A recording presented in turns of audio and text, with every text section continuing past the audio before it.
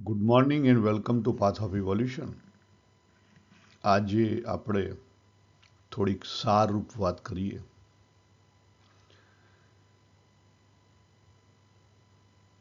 પ્રશ્ન એવો છે કે મને ખબર કેવી રીતે પડે કે હું સાચું કર્તવ્ય કરું છું, સાચો કર્મયોગ કરું છું? એનો ટેસ્ટ શું?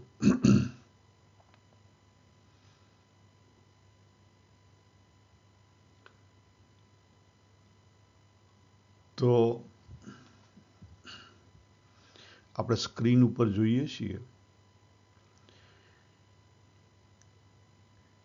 કે ભગવાને ભગવદ્ ગીતાની અંદર અને બીજી દરેક ફિલોસોફીની અંદર, ઇવન તમે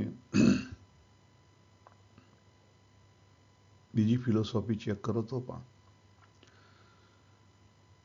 આખું જગત એ ભગવાનમાંથી ઊભું થયેલું છે.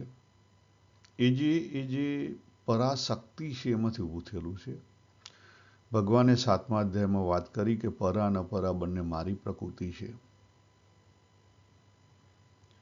કાશ્મીરી સૈવિઝમમાં પણ એ છે, અદ્વૈતમાં પણ એ છે, વિશિષ્ટ અદ્વૈતમાં પણ એ છે, અચિંત્ય ભેદાભેદમાં પણ એ છે, ખ્યાલ સ્વામિનારાયણમાં પણ એ જ છે.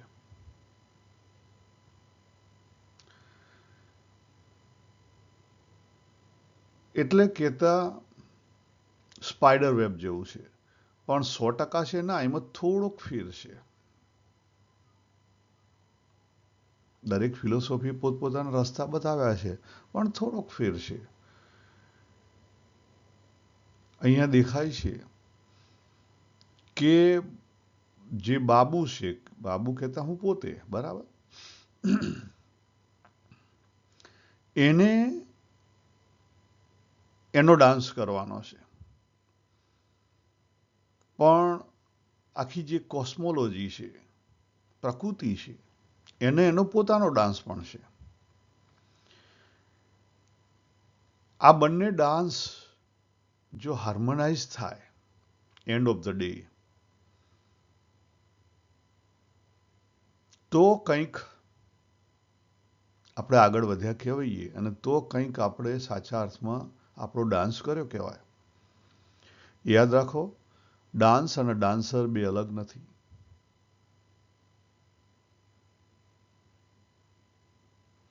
તો આપણે આગળ વધીએ. આપણે કેટલીક આગળ જોયા હતા કે ભાઈ લાઈફ શું છે? તો સિરીઝ ઓફ ઇવેન્ટ, એનો જે સરવાળો છે એ લાઈફ છે. પણ લાઈફ માત્ર આ જ લાઈફ છે ના. આ જન્મે કદાચ મારું નામ બાબુ છે, આગલા જન્મે ગમે તે હોઈ શકે, રાઈટ? અને પાછલા જન્મે ગમે તે હોઈ શકે. આઈ ડોન્ટ નો, મને કંઈ ખબર નથી.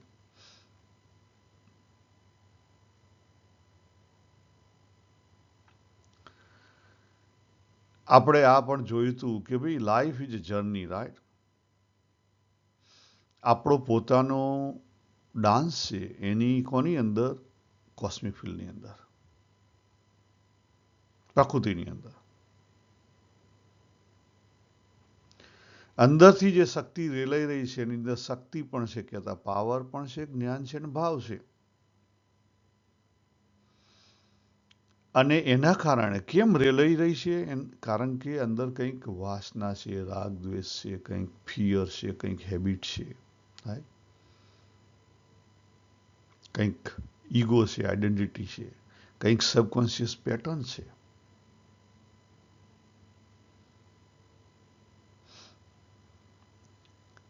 પરંતુ જો એને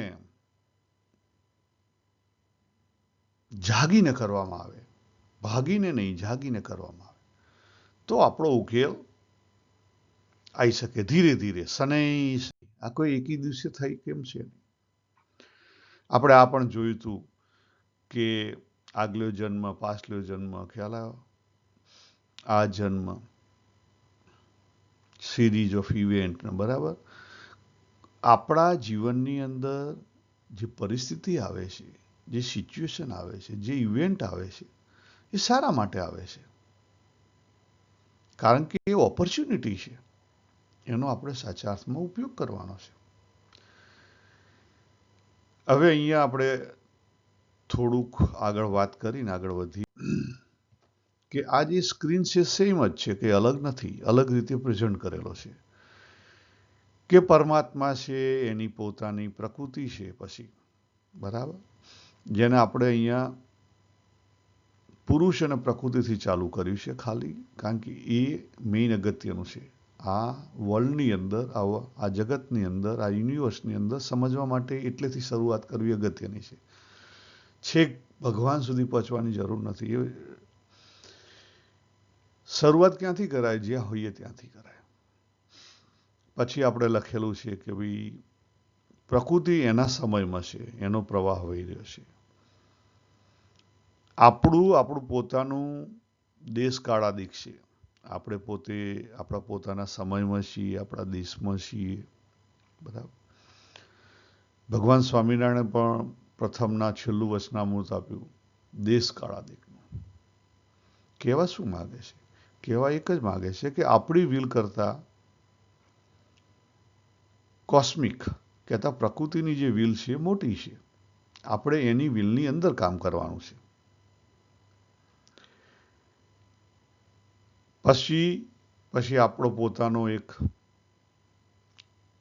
જગ્યાએ આપણને ઊભા કરી દે, સિચ્યુએશન આવે ત્યાં તમને ઊભા કરી દે કે ભાઈ એવી સિચ્યુએશન આવી, તમે ઘરમાં બધા શાંતિથી બેઠા છો. હું મારો પોતાનો જે એક્ઝામ્પલ લઉં, હા, અને ત્યાં મારા ફાધરને શરીરમાં ધ્રુજારી આવવા માંડી અને કંઈ અંગ ખાસ કામ કરવા માંડ્યા નહીં. લો બીપી જેવું થઈ ગયું. હવે એ સમયે 1991માં અને ત્યાં ગુજરાતના ગામમાં કટોસન રોડ સ્લાઇડ એવું લાગતું હતું, એટલે સવારની ટ્રેન પકડીને કડી પહોંચ્યા. પરિસ્થિતિ આવે, તમારે રોલ ભજવવો પડે, કારણ કે તમારી જેટલું જ્ઞાન એવો પ્રમાણે રોલ ભજવવાનો. એમાં કંઈ જ્ઞાન, કંઈ વિશેષ જ્ઞાનની જરૂર નથી. જીવન જરૂરી જ્ઞાન પૂરતું છે.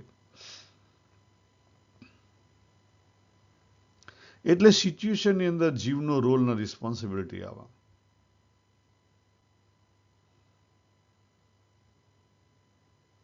હવે એ સમય શું આવશે કે જ્યારે તમે પ્લે કરવા જાઓ ત્યારે તમારો જે ઇનર એટીટ્યુડ છે અને જે તમારું અંદરની જે કંઈ મેં વાત કરી કે વાસના, રાગ, દ્વેષ, ફિયર, હેબિટ્સ, એ બધી વસ્તુ ઉપર આવે.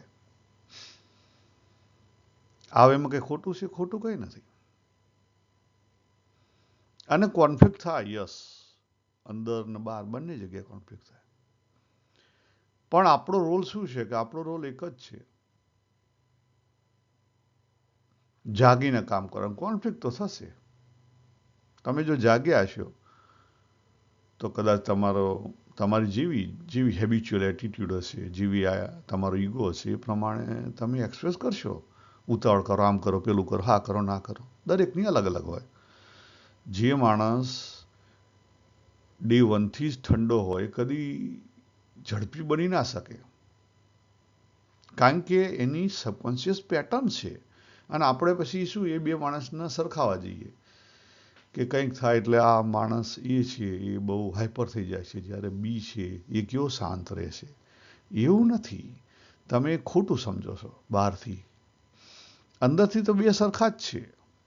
બંનેની સબકોન્શિયસ પેટર્ન અલગ છે. એ ઠંડો છે એટલે સારું છે? ના, નોટ નેસેસરીલી. બીજો ઉતાવળો છે તો સારું છે? Not necessarily. સારા ખરાબનો પ્રશ્ન જ નથી આવતો. હવે આજે જે આપણે ડિસ્કસ કરવું છે આના બેઝ ઉપર કરવું છે કે આપણે આજે વૈયક્તિક જીવન દેખાય છે એમાં મેં લખેલું છે ABCD, બરાબર. એ કહેતા આપણી પરા, બી કહેતા બુદ્ધિ, સી કહેતા મન, ડી કહેતા ચિત્ત એટલે આપણું સબકોન્શિયસ, આપણું સ્ટોરેજ, આઈ કહેતા આપણી આઈ સેન્સ, એટલે જાગ્રતમાં જે જીવ છે, જેને આપણે ઈગો પણ કહી શકીએ, અહંકાર પણ કહી શકાય. અને જે છે ત્યાં બધી સેન્સ રહેલી છે. કે છે ત્યાં આપણું બહારનું જગત છે. એમ છે એ આપણે આ જન્મે કેટલીક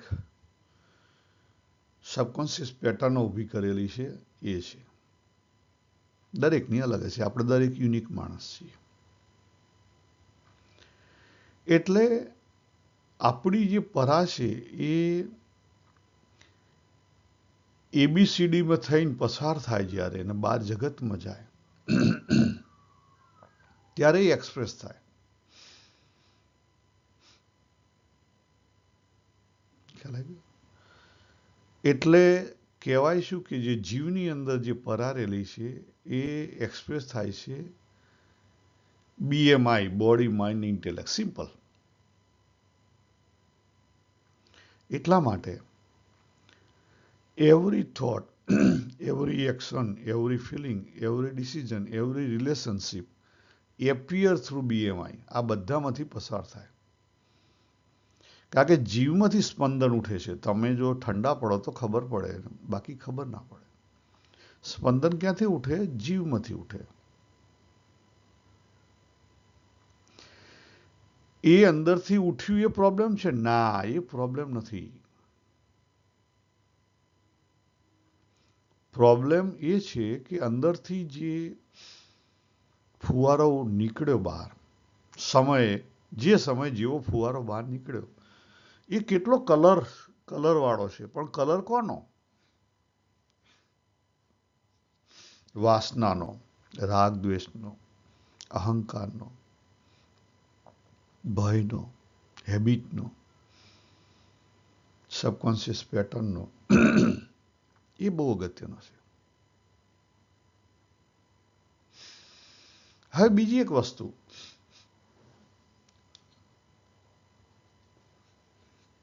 હું તમને સાયન્સ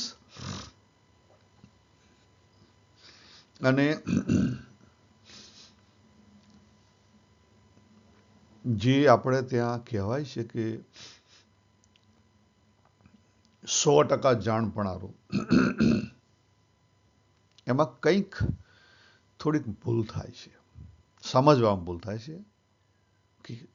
કારણ કે શબ્દો પોતે અધૂરા છે. હું અત્યારે સમજાવવાનો પ્રયત્ન કરી રહ્યો છું જે પ્રમાણે મારી સમજ છે પ્રમાણે, પણ છતાં મારી જે વાત છે તમે 100% સમજી શકો નહીં. કારણ કે તમારું જે એક્સેપ્ટન્સ છે એ તમારા કલરવાળું છે. મારું જે એક્સપ્રેશન છે મારા કલરવાળું છે. ખબર પડી ગઈ? બંનેના કલરમાં ભેદ છે, થોડોક ભેદ છે, વેરિએશન. સબકોન્શિયસલી, દાખલા તરીકે આપણે બાબુ આ જન્મે ગાડી ચલાવતા શીખ્યું, એની એક અલગ પેટર્ન છે. ભાવેશ છે એની એક અલગ પેટર્ન છે. કારણ કે બંને ફ્રેન્ડ છે પણ બંનેની પેટર્ન અલગ છે.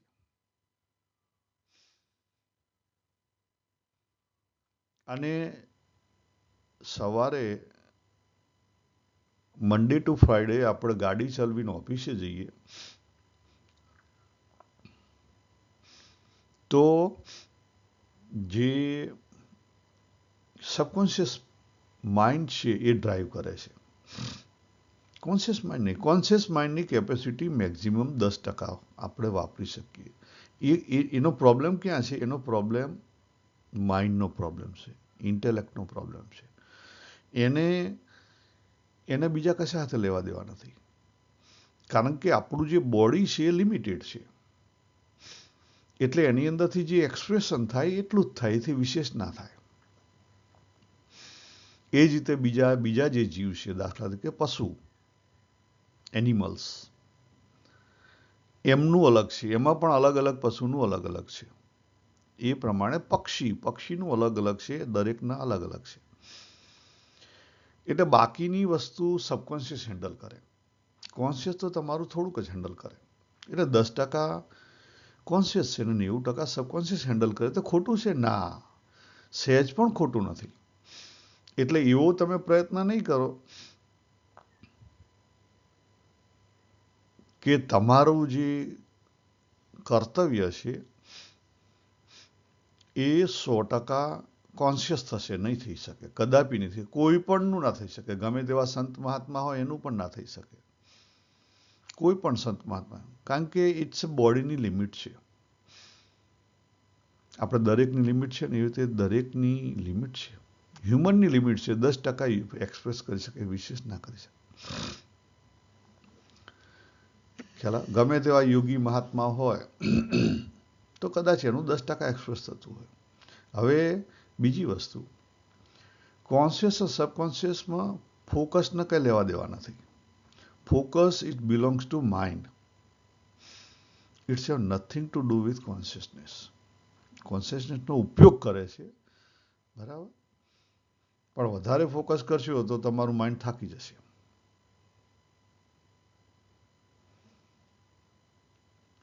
એટલે દાખલા તરીકે આપણે વોકિંગ કરતા હોય, ડ્રાઇવિંગ કરતા હોય, સ્પીકિંગ કરતા હોય, બીજું બધું આપણું ઓફિસનું કામ કરતા હોય, બીજી કોઈ હેબિચ્યુઅલ આપણા રિસ્પોન્સ થતા હોય, એ ઓટોમેટિક થાય છે. એનો અર્થ એવો નથી કે એ બોન્ડેજ છે. ખ્યાલ આવ્યો તમને? આ પહેલી વસ્તુ યાદ રાખો. તમે જો ઘણા સંત મહાત્મા ઘણીવાર એબસન્ટ માઇન્ડ હોય,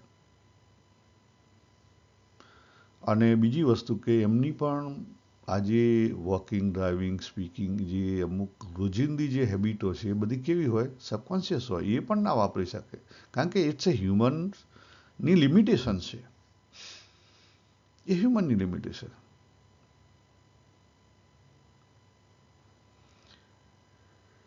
એટલે જે કંઈ સબકોન્શિયસની અંદર પડેલું છે ને એ પ્રોસેસ થાય છે, એનો અર્થ એવો નથી કે એ તમને કર્મ બંધન કરે છે. પ્રશ્ન ક્યાં છે? બંધન શેના ઉપર છે? ભગવાને ભગવદ્ ગીતામાં એક શબ્દ વાપર્યો, બંધન ભાવને લઈને છે. ભાવ કેવો કલર વાળો છે? બંધન કર્મને લઈને નથી, બંધન ભાવને લઈને છે. યાદ રાખો, બંધન ભાવને લઈને છે, પણ ભાવ કેવા કલર વાળો છે એના બેઝ ઉપર છે. કારણ કે અંદરનો જે ભાવ છે, ઇન્ટેન્શન કહી શકાય, થોડા ઘણા અંશે કહી શકાય, બરાબર, પણ આ શબ્દોની લિમિટેશન છે. એટલે આપણા પોતાના અનુભવથી આપણે સમજીએ એટલું વધારે ઈઝી પડે.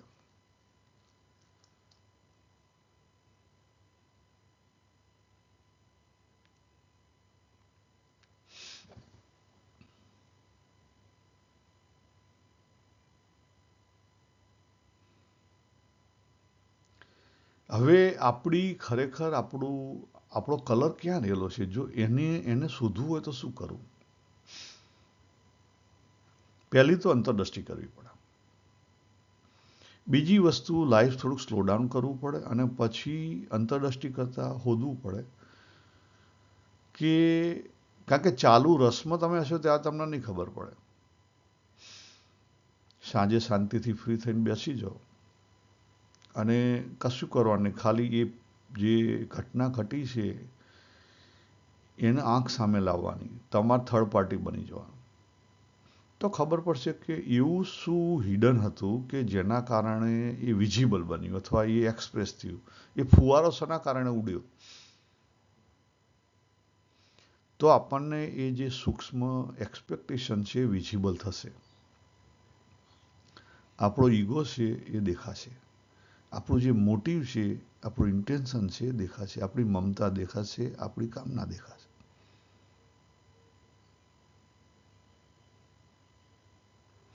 ઘણીવાર આપણને વોલેન્ટરી સેવા લાગતી હોય, નિષ્કામ કર્મ દેખાતું હોય,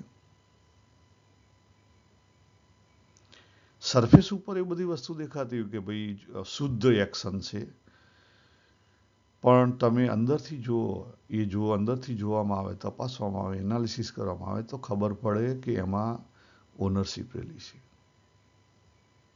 એટલા માટે અંતરદ્રષ્ટિ બહુ જ અગત્યની છે. અને તમારી વાત હું ના જાણી શકું, મારી વાત તમે ના જાણી શકો.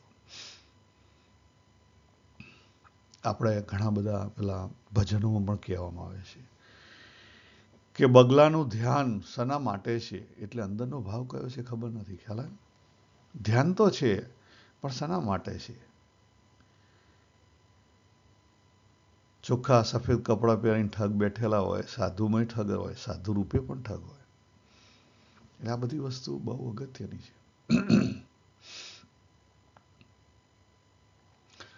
એટલે જે બહાર એક્સપ્રેશન થાય છે એનાથી તમે જજ ના કરી શકો. તો જજ શનાથી થાય?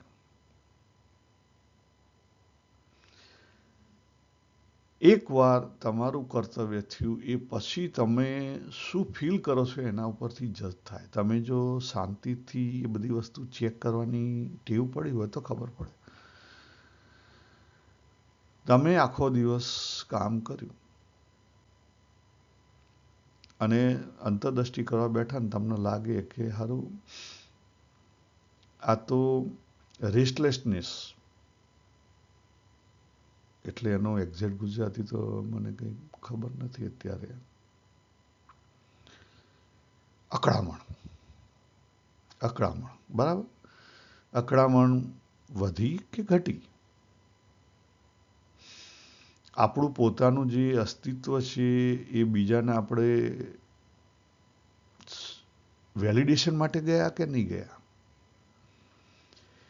આપણને પસ્તાવો થયો કે આપણે કોઈ અભિમાન ધારણ કર્યું, કે આપણે કોઈ ગિલ્ટ ધારણ કરી, કે આપણી same conflict repeating mental story આવી, અથવા ઇનકમ્પ્લીટ ફિલિંગ થયું. આ બધી વસ્તુ જો એન્ડ ઓફ ધ ડે આવી તમારા હાથમાં તો સમજી લો કે વાસના વધી, ઘટી નહીં, વધી. તમારું કર્તવ્ય છે ખોટી રીતે થયું, ક્યાંક તમે ભૂલ કરી. આ એનો લિટમસ પેપર ટેસ્ટ.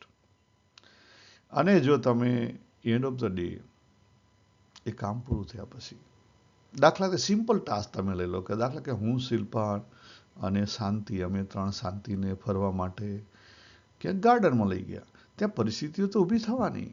પેલું નાનું બાળક છે, દોડાદોડ કરવાનું, બીજી બધી પરિસ્થિતિઓ ઊભી થવાની. અને ઘેર આવ્યા ત્યારે થાક લાગ્યો કે લાઇટનેસ લાગી? એની ઉપરથી ખબર પડે કે હા, મજા, સાચી મજા ક્યાં આવી. કારણ કે જો સાચા અર્થમાં તમે અંદરની વાસનાને, અંદરનો જે કલર થયેલો છે તમારો, એને તમે નહીં પકડ્યું હોય તો તમે કેવા થવાના? હળવા થવાના, પીસ, પછી સંતોષ, પછી કોઈને શું કહેવાય, ડિફેન્ડ કરવાની જરૂર ના પડે. ખ્યાલ આવે? આ બધી વસ્તુ પોતાની જાતને બચાવવાની જરૂર ના પડે. ખ્યાલ આવે? જેને આપણા શાસ્ત્રોની અંદર શાંતિ, સંતોષ અને સમતા કીધા છે. સુખ શબ્દ થોડોક અધૂરો છે. સુખ કહી શકાય પણ થોડોક અધૂરો છે. ખ્યાલ આવે? તો આ ટીસ છે.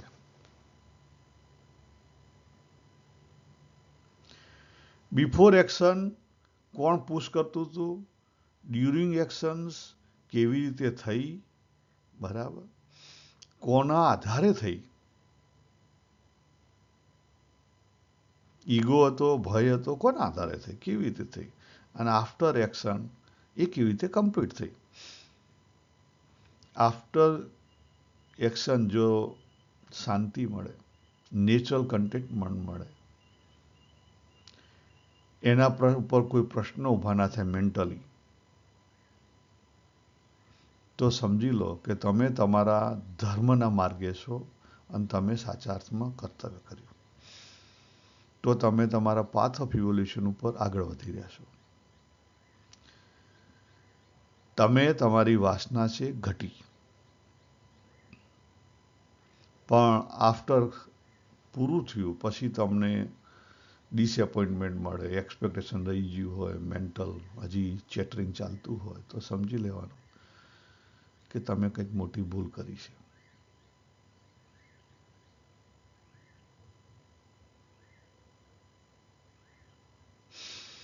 હવે આના બધાના સમરીમાં હું તમને એવું કહી શકું કે આપણું જે conditioning is not detected by observing the action itself. બહારથી કોઈની એક્શન જોઈ અને કહી ના શકાય કે એ કેવા કન્ડિશનિંગમાં છે. ઘણીવાર આપણા જ ફેમિલીના બ્લેમ કરતા હોય છે. ખ્યાલ કે તમને તો શોપિંગમાં લઈ જાય, તમે બહુ ઉતાવળા છો, પેલું છે, એના કરતાં તો મુકેશભાઈ શોપિંગમાં લઈ જવા સારા, કારણ કે બહુ ઠંડા છે, સાથે રહે, આમ છે, તેમ છે. ઇટ્સ ઓકે, ગુડ, બરાબર, બહારથી દેખાતું હોય પણ એ 100% સાચું ના હોય.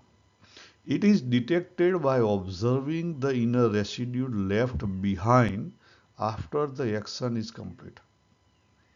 ફરી રિપીટ કરું. It is detected by observing the inner residue left behind after the action is complete. અંતરદ્રષ્ટિ દ્વારા ખબર પડે આ વસ્તુ, પણ પોતાને પડે, બીજાને ના પડે.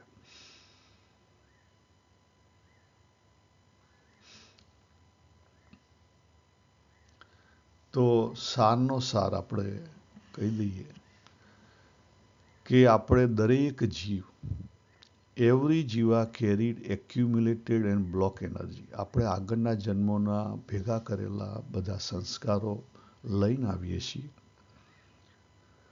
અને આગળના કર્મોના, from past karma, in the form of વાસના, tendency, conditioning and an inner incompleteness. At the same time, nature has provided each individual with unique tool, गुण, रस, रुचि, अंग, स्वभाव, बुद्धि, through which life can be expressed. એટલે આ સારા માટે મૂકેલું છે. Action can not be avoided. તમારી પરિસ્થિતિ આવે, તમારે માત્ર પરિસ્થિતિ પૂરતું જ તમારું જે કંઈ એક્શન જરૂરી હોય, કર્તવ્ય, એ બજાવવું જોઈએ. ખ્યાલ? અને ભગવાને આગળ બી વાત કરી કે ભાઈ એક્શન તો એકલું એટલા માટે જરૂર નથી, બીજા બધા ઘણા કારણો છે. દાખલા તરીકે આ લાઈફની અંદર સર્વાઈવ થવાના મેન્ટેનન્સ ઓફ લાઈફ માટે પણ એક્શન જરૂરી છે. તમે જો અત્યારે લોકો જીમમાં જાય છે, કેમ જાય છે? સર્વાઈવલ ઇસ્યુ છે. બોડી ફરવી જોઈએ. બીજી વસ્તુ કે આપણો રોલને રિસ્પોન્સિબિલિટી બજાવવા માટે, ઓફિસ જઈએ ઘર પૂરું કરવા માટે, નહીં તો ઓફિસ જવાની જરૂર નથી. અને ત્રીજી મોટી અગત્યની વસ્તુ છે આપણા પાથ ઓફ ઇવોલ્યુશન ઉપર, આપણા જે ઇનર બ્લોકેજ છે, ઇનર વાસના છે, એને હાર્મોનાઇઝ કરવા માટે, અને છેલ્લે એવું કહી શકાય કે સ્પિરિચ્યુઅલ ઇવોલ્યુશન માટે. ખ્યાલ આવી ગયો? એટલે દરેક વખતે, દરેક સમયે જો આપણે વધારે સાદા બન્યા, નોર્મલ બન્યા, વધારે સિમ્પલ બન્યા, વધારે નેચરલ બન્યા, સહજ બન્યા, વધારે ઇનોસન્ટ, નિર્દોષ બન્યા, વધારે પીસફુલ બન્યા, વધારે કન્ટેન્ટ બન્યા, એટલે સહજતા. એન્ડ ઓફ ધ ડે શું કહેવાય? સહજતા. તમે સહજ બન્યા તો સમજી લો કે તમે સાચા માર્ગે છો. તમે દેખાદેખીમાં ગયા તો ગયા. આખો ટેસ્ટ મેં તમને વાત કરી. આપણે અહીંયા પૂરું કરીએ. સર્વેને જય શ્રી કૃષ્ણ. હરિ ઓમ તત્સત. હરિ ઓમ.